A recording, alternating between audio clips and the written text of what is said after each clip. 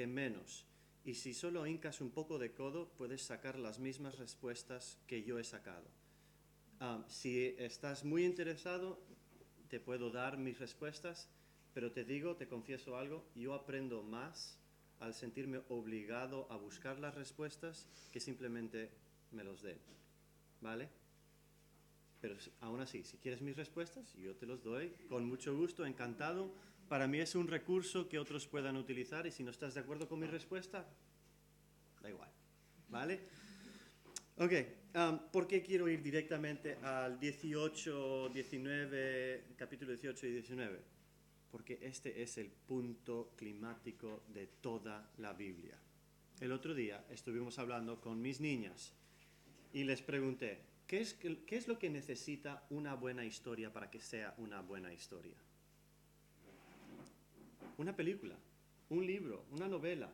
¿Qué necesita para que sea una buena historia que merece la pena ser contada? ¿Qué crees? Ok, un buen momento, un mensaje. Un buen desenlace, sumamente importante. Un problema, ¿vale? Si no, no te quedas con la intriga de cómo vamos a desarrollar esto y ver una solución. Igual en la Biblia,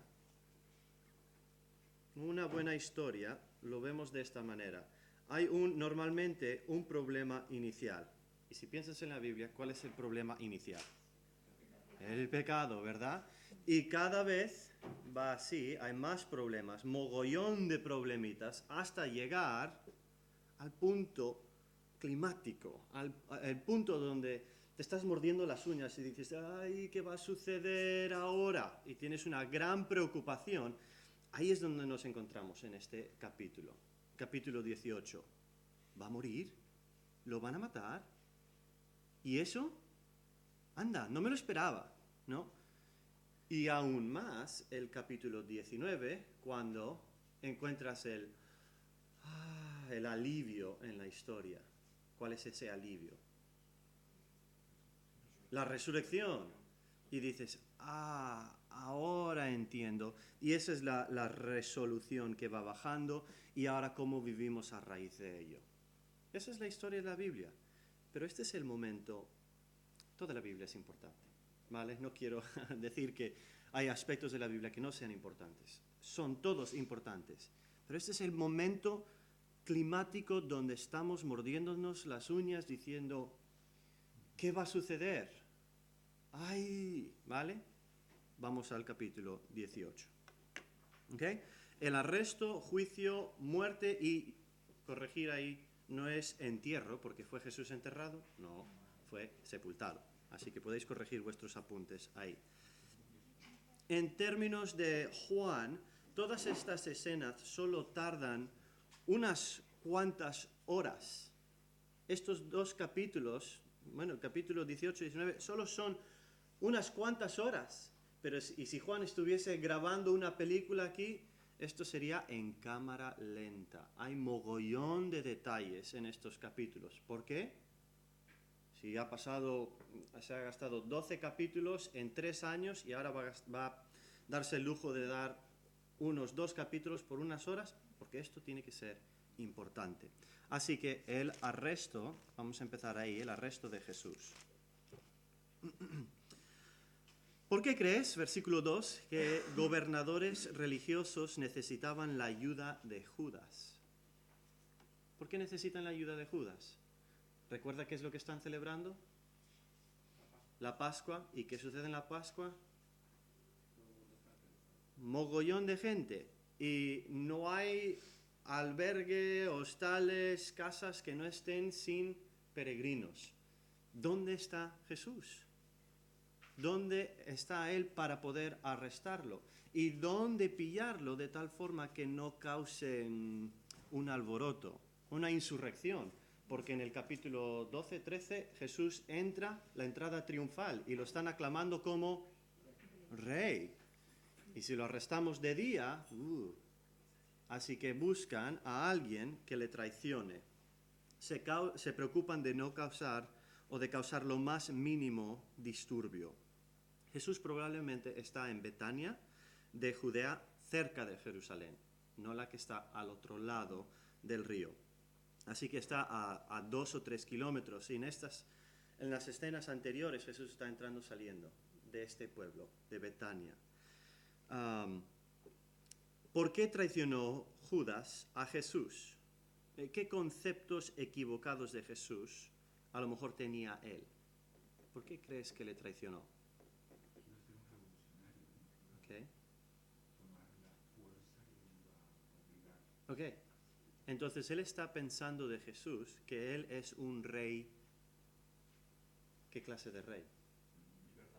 Libertador, político, viene aquí a echar a los romanos. Y claro, si hemos estado leyendo Juan, nos puede dar de comer, nos puede resucitar, nos puede sanar.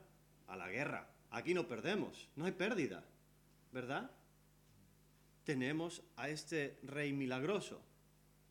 ¿Okay? Entonces tiene otro concepto, pero ahora se está dando cuenta de que se ha equivocado. Y a lo mejor se siente, mi gozo en un pozo, diríais, algo así, ¿no? Defraudado, ¿vale? Jesús ha sido claro, pero él ha tenido otro concepto, como muchas otras personas. ¿Qué conceptos equivocados de Jesús tienen personas hoy? Recuerda, si no identificamos bien a Jesús, ¿qué podría suceder? Te sientes defraudado, perdiendo tu tiempo o lo que sea, ¿no? Identifiquemos bien a Jesús. ¿Por qué necesitarían aproximadamente hasta 600 soldados? Y en el apartado ahí podéis leer lo que significa un cohorte. ¿Por qué necesitarían hasta 600 soldados más los alguaciles de los religiosos? Para que no haya una insurrección. ¿Qué piensan los religiosos de Jesús? Que Él es un rey terrenal, político, que viene aquí a arrasar con todo, y los religiosos no quieren perder su lugar de autoridad, su posición. Así que esperan que Jesús y sus discípulos intenten luchar contra ellos o intentar escapar. ¿Qué nos indica su entendimiento del mensaje de Jesús? Solo entendían, ya lo dijimos, como un rey terrenal, alguien que va a causar problemas para ellos. E irónicamente, si hemos leído Juan, lo hemos comentado antes, si estamos leyendo literariamente, Juan ha destacado momentos donde hay luz y oscuridad, ¿no? La luz echa las tinieblas. Ha empezado con esa metáfora, pero ha habido momentos durante el día o durante la noche que personas han llegado a él y no solo hace oscuridad afuera, pero hay oscuridad interior también. Nicodemo viene de noche, ¿no? Los discípulos están en medio de una tormenta y hay oscuridad. Y hay otros lugares también. Y aquí van a arrestar a Jesús. ¿En qué momento del día? De noche. Incredulidad. No creen. Hay rechazo. Irónicamente, ellos vienen con sus distintas formas o métodos de alumbrar, luces, sus antorchas, intentando capturar ¿a quién? A quien es la luz del mundo, ¿no? Ahora, número 5. ¿Qué ha sucedido para que estos hombres a uno cayeran al suelo? Se identificó como el yo soy. Y este es el último yo soy. El yo soy culminante. Hemos visto muchísimos otros. Yo soy esto, yo soy la vid, yo soy el buen pastor, yo soy, y continúa. Y ahora aquí es el yo soy rotundo. ¿Dónde hemos visto antes? En Éxodo. Bien. ¿Y qué sucedió en ese episodio? Dios mismo se identificó como el yo soy. Correcto, correcto. Este es Dios. Y normalmente, ante la presencia de Dios, hincan pie, se arrodillan, ¿verdad? Isaías capítulo 6. Se postran ante Dios. Y estos hombres caen desplomados completamente ante la presencia de Dios, el gran yo soy.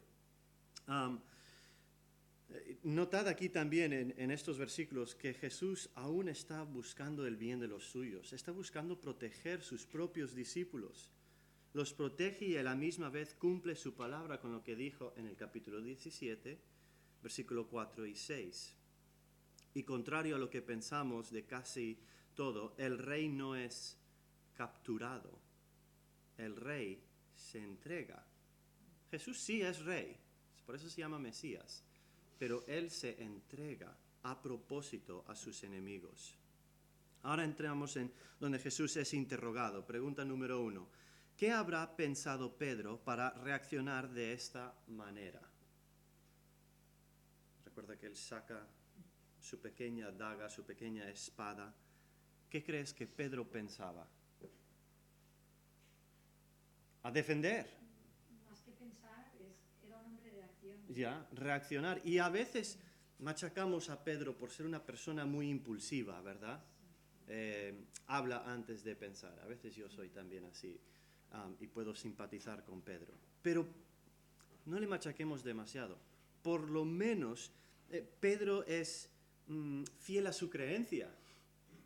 Es uno de los pocos que intenta defender a Jesús. No era necesario, claramente, ¿no? ¿Y qué hace Jesús?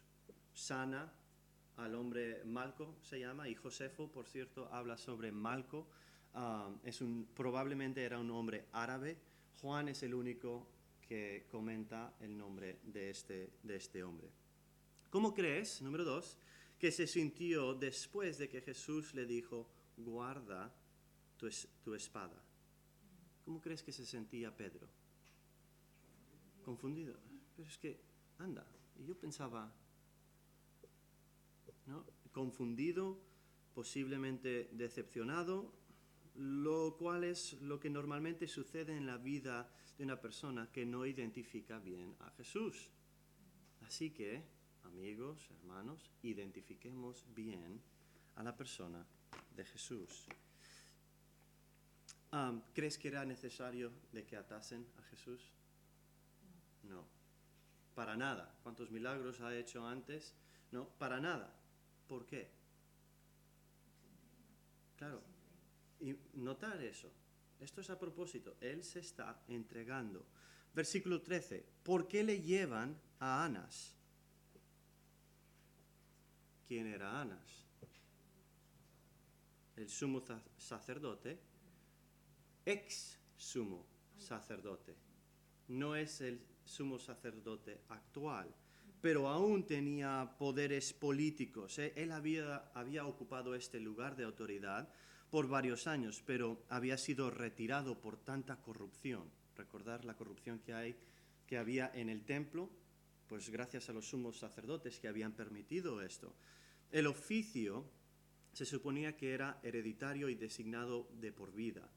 Los romanos permitían cierta cantidad de corrupción, pero la corrupción de Anás es intolerable para los romanos, tanto así que tienen que quitarle de esa posición y ponen a su yerno, que se llama Caifás. Piensa en la película El Padrino y acertarás, ¿vale? ¿Vale? ¿Cómo te sientes sobre la observación de Caifás en este versículo? Bueno, lo ha dicho antes, en el capítulo 11, 50 al 51. ¿Cómo te sientes? Lo repite aquí en el 14. Caifás era el que había aconsejado a los judíos que era preferible que muera un solo hombre por el pueblo. Dice más verdad de lo que piensa, ¿verdad? Más verdad de lo que sabe, muchísimo más. Ahora, Juan va a incorporar a lo largo de estos 2 capítulos puntos donde dices, uy, esto me hace pensar en la Pascua. Está conectando constantemente el cordero que era sacrificado con Jesús, el que va a ser sacrificado una y otra vez. Y en el versículo 14 vemos precisamente eso. Algo muere para que otros vivan, como el cordero sacrificado y su sangre para la salvación de muchos en el hogar. Ahora, ¿quién es en el versículo 15, quién es este discípulo? Espero que sepáis ya la respuesta después de haber escuchado la primera hora. ¿Quién es ese discípulo? Juan. El que tiene probablemente enchufe con el Sanedrín, con los religiosos, para poder entrar y, es más, dar acceso a Pedro, permitir que él entrase también. Entonces Juan está escribiendo con detalles que los otros autores no tienen. Es curioso eso. ¿Cómo crees que se sintió Pedro al negar la primera vez, el número 7?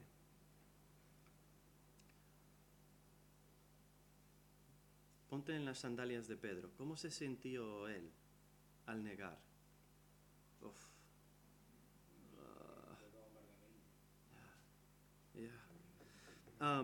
Es posible, no lo sé a ciencia cierta, Juan ha permitido que Pedro entrase y al parecer, cuando lo leemos, parece que Juan niega a Jesús, Pedro niega a Jesús en presencia de Juan.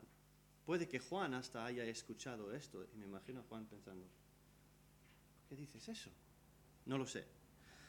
Hay una aparente contradicción aquí con Anás y Caifás y algunos han acusado a Juan de cometer un error, de decir que Anás es el sumo sacerdote cuando en realidad es Caifás. Pero hasta hoy en día hacemos o cometemos el mismo error, no es un error, pero hacemos lo mismo que hacían en aquel día. Tenemos expresidentes que aún nos llamamos presidentes, tenemos reyes que han abdicado, pero siguen siendo el rey Juan Carlos. De igual manera, aunque Anás ya no era el sumo sacerdote, aún se le llamaba sumo sacerdote, aunque es Caifás. ¿Vale? Entonces no es un error, era normal y natural para aquel día llamarle de esa manera. Continuamos. Número 8. ¿Qué clase de interrogación es esta? Versículo 19. Mientras tanto, el sumo sacerdote interrogaba a Jesús acerca de sus discípulos y de sus enseñanzas. Por cierto, si estáis cansados, podéis poneros de pie, no pasa nada, entiendo, ¿vale? No me vais a ofender.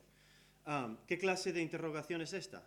Ante los religiosos va a ser político o teológico. ¿Cuál crees? ¿Político o teológico? Va a ser teológico. ¿Vale? Va a ser teológico, pero va a cambiar. Es teológico ya que están tratando con sus enseñanzas en las sinagogas y en el templo, versículo 20. Otra referencia a la Pascua, el sumo sacerdote examina el cordero antes de ser sacrificado. ¿Y qué están haciendo con Jesús aquí? Examinándole, ¿no? Interrogándole a él antes de mandarle a ser sacrificado. Versículo 20. Yo he hablado abiertamente al mundo, respondió Jesús. Siempre he enseñado en las sinagogas o en el templo, donde se congregaban todos los judíos. Ahora, ¿en qué sentido lo dice? En secreto no he dicho nada, al finalizar ahí. En secreto no he dicho nada. ¿En qué sentido lo dice Jesús? En el sentido de que todo lo que ha dicho a puerta cerrada también lo ha dicho a otros en público. ¿Vale? ¿Por qué le dan una bofetada? ¿Por qué le pegan a Jesús? Versículo 22. Porque en su mente ya le han condenado. Él no es inocente hasta ser demostrado culpable. Para ellos, él es culpable. Punto. Pelota. Y si hubiésemos estudiado detenidamente el capítulo 11, veríamos que el problema principal que tienen estos hombres religiosos con Jesús no es una falta de lógica, no es una falta de evidencia, es un problema moral que tienen con Jesús. Es un problema de corazón. Y es el problema que tenemos nosotros antes de ser cambiados el corazón y dar uno nuevo, igual con nuestros amigos. Tenemos un corazón de piedra hasta que nos da un corazón de carne para creer y seguirle. ¿Cuándo se le interrogó a Jesús? Número 11, durante la noche. Y a escondidas por temor a un revuelto, como dijimos antes. Y es una interrogación ilegal. Normalmente las interrogaciones se hacían de día. Hacemos cosas a oscuras para que no se enteren. ¿Okay? ¿Cómo crees que se sintió Pedro al negar a Jesús por segunda vez? Y tercera vez. Aún más. No vamos a llegar al capítulo 21, pero en ese capítulo Jesús le dice 3 veces, Pedro, ¿me amas? Y no es casualidad, porque Pedro le negó ¿cuántas veces? Y Jesús no quiere una respuesta rápida, sin pensar, impulsiva. Él quiere entrega completa. Y es lo que está ayudando a Pedro, incluso en ese momento, le está ayudando a entender eso. Versículos 28 al 40. Jesús es interrogado ahora por Pilato. ¿Por qué tuvieron que llevarlo al gobernador romano, los religiosos? ¿Por qué le tienen que llevar a él? Porque no pueden matar, no tienen potestad para matar. Bien, han perdido la potestad, han perdido la autoridad de ejercer la pena capital, ¿se dice? No, la pena de muerte. Pena de muerte. Solo el Imperio Romano tenía ese derecho de sentenciar a la muerte a una persona. Versículo 28, ¿por qué rehúsan los religiosos entrar en el palacio? Por no contaminarse. ¿No te parece irónico? Pues puesto a lo que están haciendo es corrupción total, ¿verdad que sí? Buscando condenar a alguien ilegalmente, inapropiadamente, injustamente, pero no voy a pasar el dintel a ese hogar porque sería contaminarme. Es que es irónico al leer esto. ¿Alguna vez has visto hipocresía así? Sí. Seguimos, versículo 30. Cuando Pilato pregunta de qué delito le acusan, ¿cómo responden? ¿Cómo responden? El versículo 30. Si no fuera un malhechor, respondieron, no te lo habríamos entregado. No le acusan de nada, de absolutamente nada. No ha cometido delito ante la ley romana, así que al principio no dan una respuesta, solo quieren que lo maten y ya está. Versículo 32, ¿qué clase de muerte hubiera padecido si no estuviesen los romanos en poder?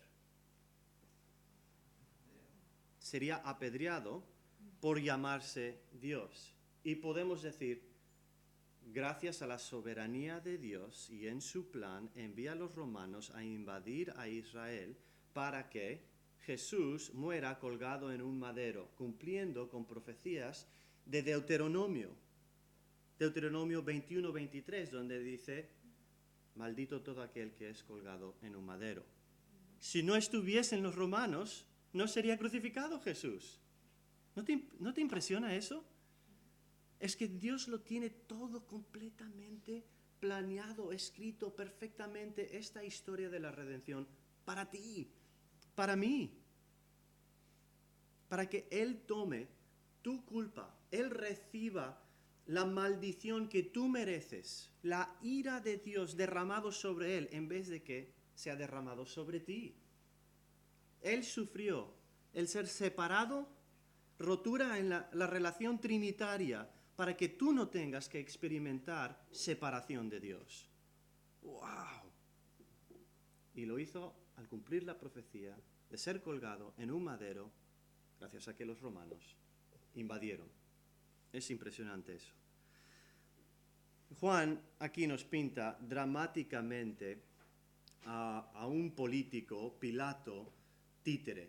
Solo lee los movimientos de Pilato y es impresionante. Entra, sale, entra, sale, entra, sale. Y él simplemente está siendo controlado. Es un buen político. Quiere satisfacer por aquí, pero tiene que hacer esto. Quiere constantemente. Solo lee un poco de eso y ya lo verás. ¿Qué clase de interrogación va a ser ahora en el versículo 33? Pilato volvió a entrar en el palacio y llamó a Jesús. ¿Eres tú el rey de los judíos? ¿Qué clase es ahora? ¿Teológico o político? Es político ahora. ¿Por qué el cambio? Porque Pilato no va a ejecutar a alguien a menos que haya cometido uno de los delitos que merezca esta sentencia. Entonces, ¿qué es lo que está intentando determinar? Si Jesús es una amenaza política. Y de acuerdo a la ley romana, uno no puede ser condenado a lo que llaman el summum supplicium, la pena máxima, a menos que haya cometido crímenes punibles como, por ejemplo, deserción al enemigo, traición de secretos, incitar rebelión. Ahí está. ¿Se está llamando rey e incitando rebelión? Número 18. ¿Cuál fue la verdadera razón por la cual lo querían muerto? Los religiosos. ¿Por qué lo querían muerto? Porque se hacía pasar como Dios. Se llamaba Dios. Por eso lo quieren matar, no porque se llamaba rey. Pero no lo pueden matar por eso, porque hasta César se llamaba Dios. Habían un mogollón de dioses. Pero llamarse rey era usurpar la autoridad del César. Y a la misma vez, aceptarle a Jesús de tal forma significaba someterse personalmente, reconocerle como quien es. La crucifixión era un método deliberada, medida y calculada. Los romanos habían desarrollado esta forma de ejecución de tal forma que prolongaría la muerte del individuo. Y estaba diseñado principalmente para tratar con alguna sedición de forma que impactaría no solo al que sería condenado y ejecutado, sino a sus seguidores, como una advertencia, decir, uy, no, es que eso le va a pasar a él y a mí si es que... No, yo no quiero hacer eso. Era una advertencia. Y por eso normalmente se crucificaban a las entradas y las salidas del pueblo, no a lo lejos. Sería como ir, no sé, a un Carrefour por aquí cerca, y al lado del Carrefour, ahí, para que tú veas, de cerca, uy, si yo hago eso, esto es lo que me va a pasar a mí. Versículo 36, número 19. ¿Cómo coincide lo que dice Jesús aquí de su reino con lo que ha estado enseñando anteriormente? El 36. Mi reino no es de este mundo, contestó Jesús. Si lo fuera, mis propios guardias pelearían para impedir que los judíos me arrestaran. Pero mi reino no es de este mundo. Hay dos ambientes y constantemente ha estado demostrando esto. Hay lo espiritual y hay lo terrenal, constantemente, lo material. Ceguera física y ceguera espiritual. Enfermedad física, enfermedad espiritual. Un reino físico, un reino espiritual. Versículo 37. ¿Qué crees que Jesús quería decir con su propósito de venir al mundo? Dar testimonio de la verdad. Podemos conocer lo que nos sería inconocible porque Él nos lo ha revelado. Así que podemos conocer a Dios. Volvemos al prólogo, capítulo 1, versículo 18. Se ha hecho conocible al hacerse hombre. 38. ¿Cómo entiendes la pregunta de Pilato?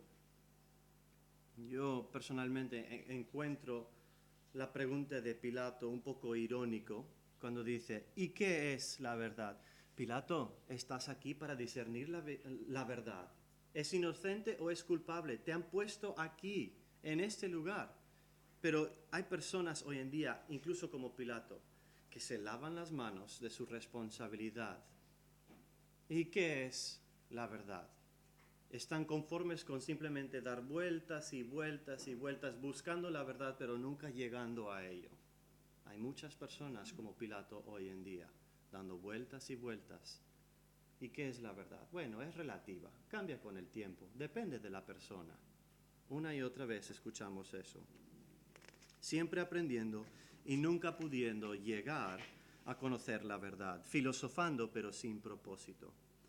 En el 38 tenemos otra referencia a la Pascua. Jesús es culpable de nada, es sin mancha, como la oveja sin mancha sacrificada durante la Pascua. Y en el 39, ¿cómo se conmemora esto hoy en día? Donde sacan a otro, ¿verdad?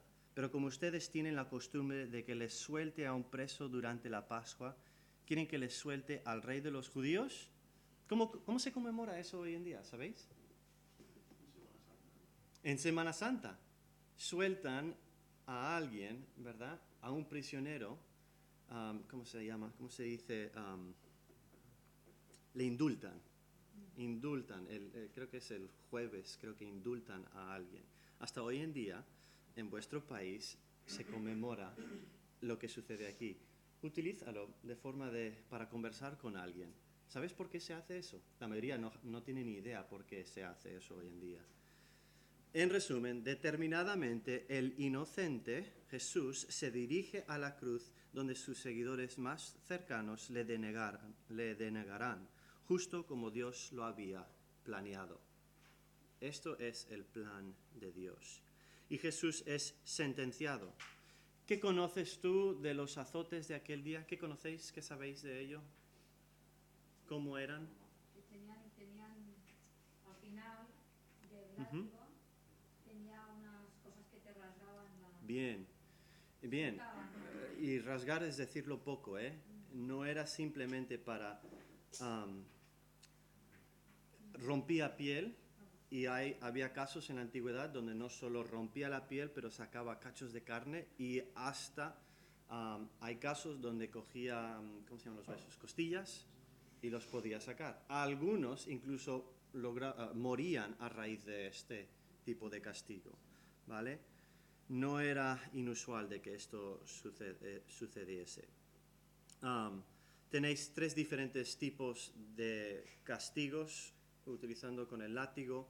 Hay un debate entre si Jesús sufrió un tipo solo de latigazo o hasta 2, ¿vale? Y podéis mirar un poco ahí eso.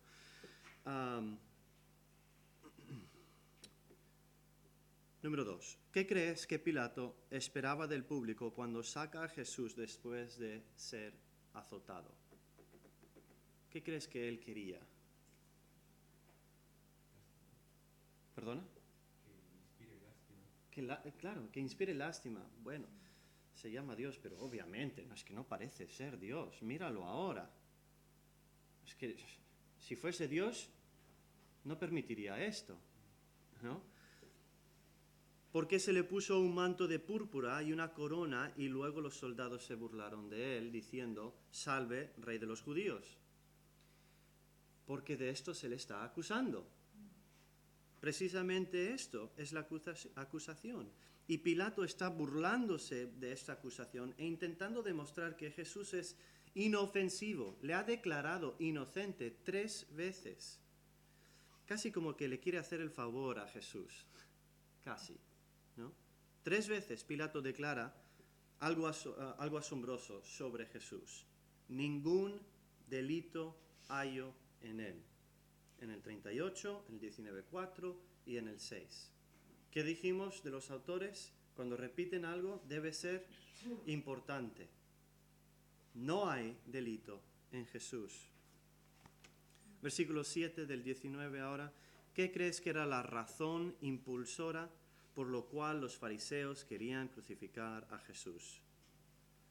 La verdadera razón es moral, personal, teológica para ellos. Se hace pasar como Dios. No quieren creer. Han rechazado. Su corazón ha continuado endureciéndose. 8 al 11. ¿Por qué tuvo miedo Pilato? ¿Por qué tiene miedo Pilato? ¿Cómo afecta su forma de hacer preguntas? Sus preguntas cambian de político a teológico. De si es que es rey, ahora, pero si eres Dios, cuidado, ¿qué es lo que estoy haciendo? Ojo. Otra referencia a la Pascua en el versículo 14. Esta es específicamente durante la preparación. Este sería el día antes del sábado, el viernes. Los 4 evangelios concuerdan en que Jesús comió la última cena el jueves por la noche y en el pensamiento judío de aquel día era el inicio del viernes. El viernes empieza jueves por la noche, cuando se pone el sol. Y están preparando ahora para la Pascua y preparando a Jesús para la crucifixión. Y Jesús es crucificado 17 al 27. Dijimos que el lugar donde crucificaban normalmente era en un lugar público, transitado por muchas personas. No solo eso. Bueno, un autor dice, Martin Hengel dice, relata una famosa historia de Espartaco, ¿os suena? Creo que hay una película incluso sobre ello, ¿verdad? Cuando 6.000 prisioneros fueron clavados por Crassus en la vía Apia, entre Apúa y Roma. Y esto hubiera sido unos 170 a 200 kilómetros de cadáveres crucificados, uno tras otro, tras otro, tras otro, en esta carretera. Sin duda esto era para que sientan vergüenza pública y que el público que viera eso diga, yo no quiero hacer esto, yo no quiero ni acercarme a esa persona. Versículo 19, pregunta 10, ¿para qué servía la inscripción, el letrero o el titulus que colgaban encima de la cruz? ¿Para qué servía? Para identificar el delito, correcto. De esto se le está condenando, por esto está muriendo y por eso estaba en 3 idiomas. Para que el mundo entero sepa por qué muere. Este es el Rey de los judíos.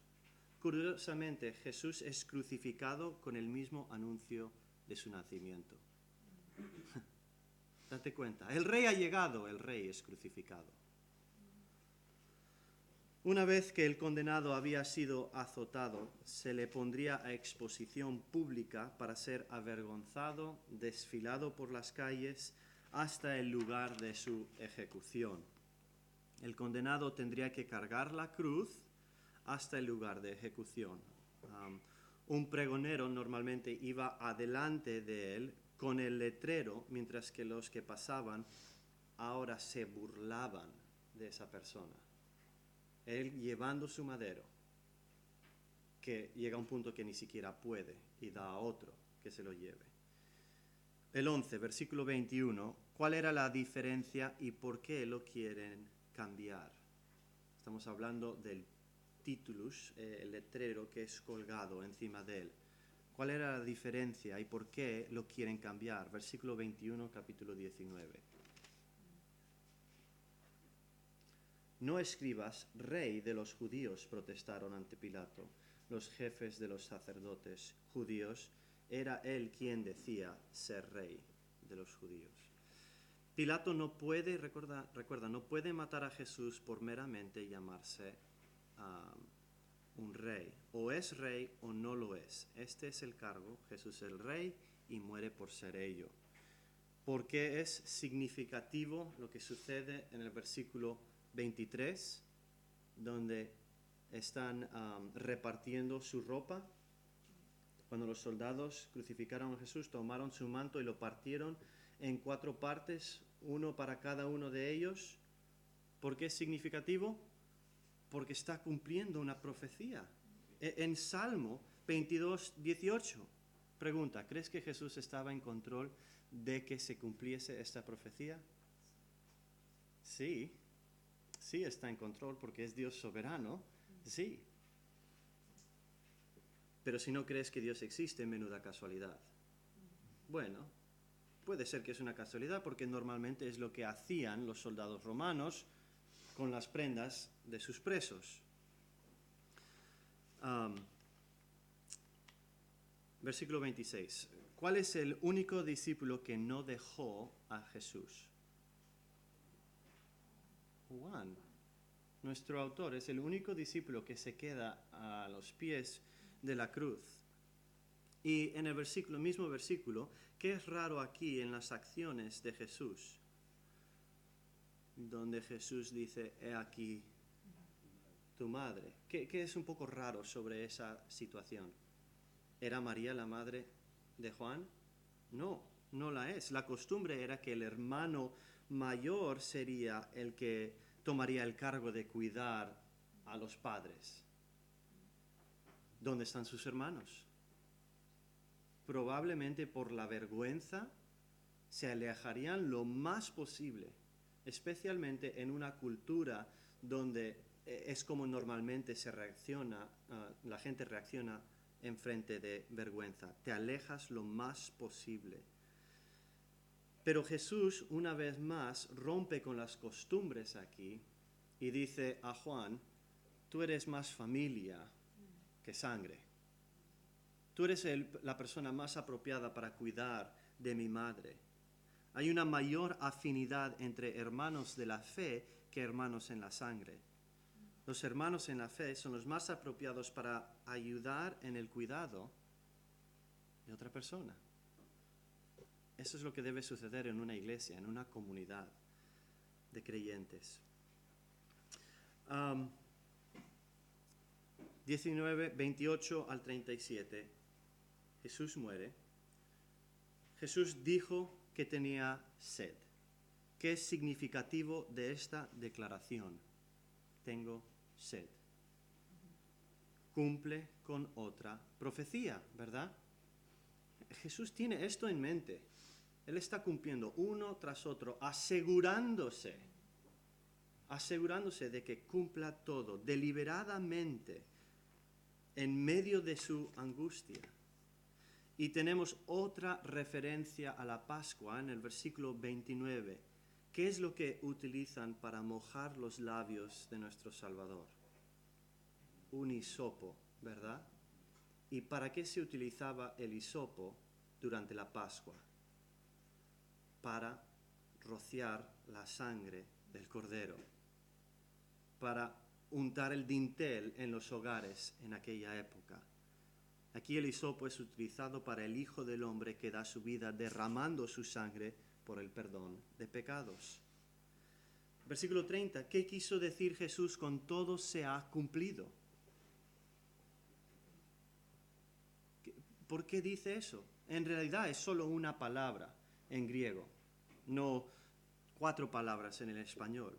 Lo que está diciendo es pagado completamente, deuda cancelada, un término económico para hablar de estas deudas pagadas completamente, lo cual nos sugiere una pregunta. ¿Por qué dice esto? ¿La deuda de quién? ¿Qué deuda? La deuda de nuestro pecado ha sido satisfecha, pagado en su totalidad. Está haciendo referencia, hermanos, al gran intercambio. Mi pecado es puesto a la cuenta de Jesús, mientras que su justicia, su obediencia perfecta es puesto a mi cuenta, para que ahora Dios me ve con las gafas de Jesús y dice, justificado, como si nunca hubieses desobedecido, como si siempre hubieses obedecido. Jesús hace ese gran intercambio. Segunda de Corintios 5:21. El que no conoció pecado se hizo pecado. Es lo que hizo Jesús.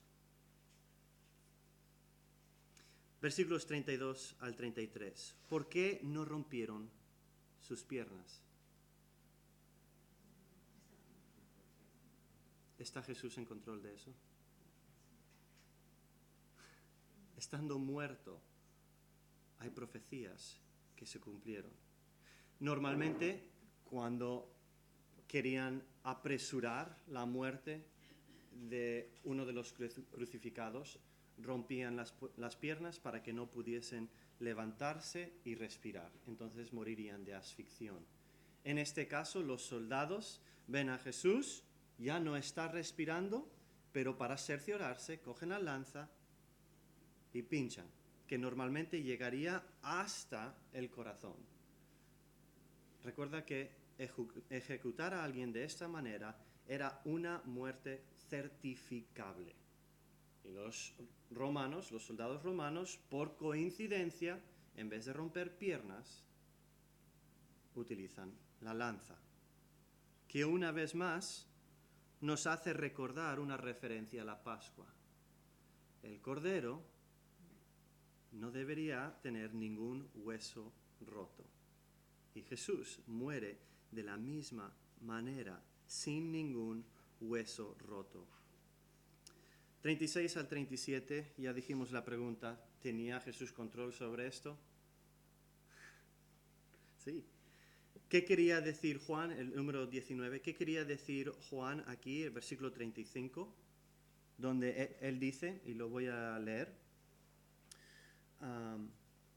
el que lo vio ha dado testimonio de ello, y su testimonio es verídico. Él sabe que dice la verdad, para que también ustedes crean. ¿Qué quiere decir Juan aquí? ¿Por qué rechazaríamos el testimonio de Juan? Si lo vamos a rechazar, tenemos que tener igual o mayor evidencia, especialmente por lo que se avecina. Pero lo que normalmente sucede es, lo rechazo porque no creo. Pero eso es fe a ciegas. En los que nos acusan a nosotros de tener fe a ciegas. Espera, presiona a tu amigo. ¿Por qué no crees esto? He empezado estudios bíblicos con personas, amigos míos, que cuando empezamos no creían que Jesús era una persona histórica, verdadera. Y continuamos y vemos un avance en sus vidas donde sí creo que es histórico. Sí, es una persona verdadera. Puede que sea Dios. Creo que es Dios. Amo a Jesús. Me encanta ver eso. Me pone piel de gallina ver ese cambio en las vidas de nuestros amigos. Y anhelo verlo más y más. Y quiero que eso suceda con vuestros amigos al estudiar Juan. Así que sé una persona de la palabra e invita a otros. No tengas miedo a hacer preguntas utilizando tu Biblia. Jesús es sepultado, 19:39 en adelante. José de Arimatea era un hombre rico y miembro del consejo judío llamado el Sanedrín, pero recuerda que Juan no menciona el Sanedrín. Algunos de los religiosos judíos entonces llegaron a confiar. No todos le rechazaron, algunos sí confiaron en él. Número 20, versículo 38. ¿Por qué tuvo José de Arimatea que pedir a Pilato por el cuerpo? Porque de acuerdo a la ley romana, el cuerpo del condenado sigue siendo o perteneciendo al Estado romano. Entonces sería ilegal quitar el cuerpo para enterrarlo, sepultarlo o lo que sea. No podía simplemente ir y quitar el cuerpo. Normalmente el cuerpo permanecía en la cruz por días, semanas o meses.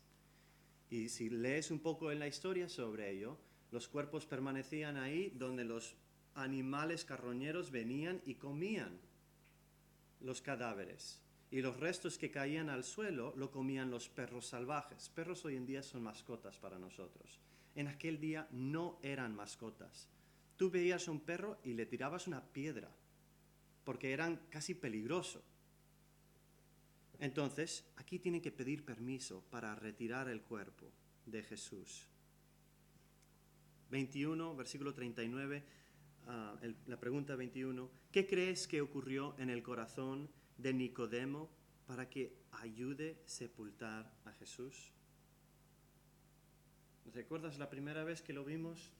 Capítulo 3, viniendo a escondidas.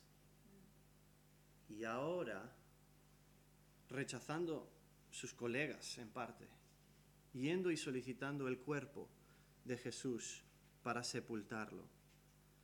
¿Qué hubieran pensado de él sus colegas fariseos? ¿Qué pensarían de ti, amigo mío, si decides seguir a Jesús? Yo creo que es bueno hacer esa pregunta a nuestros amigos. ¿Qué podría suceder si decides optar, seguir a Jesús, sometiendo tu vida a Él? ¿Qué podría suceder? Mejor que lo sepan ahora, que les pille de sorpresa luego. Yo recuerdo cuando esto una vez sucedió, estuvimos hablando con un amigo que daba indicios de seguir a Jesús, sí, y habíamos hablado sobre el bautismo, y de repente me dice él, ¿y por qué no me bautizo yo ahora? Y yo pensando, wow, esto es una muy buena pregunta. Y le dije, vamos a hablar otra vez un poco sobre el bautismo. Pero primero, ¿qué es lo que pensarían tus padres si te bautizas? Y me dijo, no, yo creo que estaría bien. Pero tus padres te bautizaron cuando eras niño. Y de repente como que la luz encendió. Ah, sí, pues no creo que les gustaría. Y cambió de tema y no quería continuar hablando sobre ello. Le ayudé a entender lo que significa seguir a Jesús. No quiero apartarle, yo quiero ayudarle a seguir a Jesús, pero yo quiero que él sepa lo que significa seguir a Jesús. Podríamos perder trabajo, reputación, familia, vida, totalmente. Mejor que lo sepan antes que después. Número 22, ¿qué hacen con el cuerpo de Jesús? Lo envuelven y lo untan con unos 34 kilos de mirra y aloe y otras especies aromáticas. Luego lo colocan en un sepulcro nuevo donde no había otro cadáver. Otra referencia a la Pascua, el versículo 42, el Cordero de Dios también es preparado.